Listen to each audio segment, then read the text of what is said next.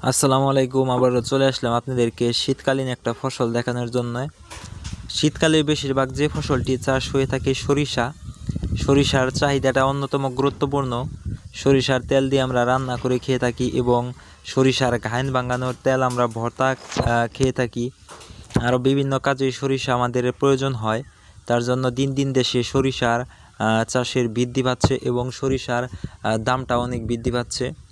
দেশের বিভিন্ন জায়গায় এই গ্রাম অঞ্চলে সরিষা চাষ হয়ে থাকে।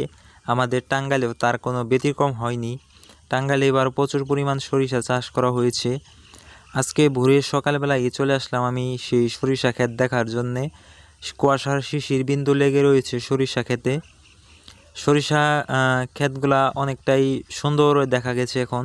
সরিষার হলুদ হলুদ যে সুন্দর ফুলটা ফুটেছে, সবে মাত্র কয়েকদিন 15-20 দিন বয়স হয়েছে, সেজন্য সরিষা গাছগুলা ছোট রয়েছে। বড় হইলে আর অনেকটাই সুন্দর লাগে।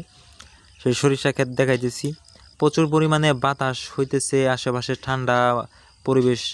সরিষা চাষের জন্যে রোদ এবং খোলাময় পরিবেশটা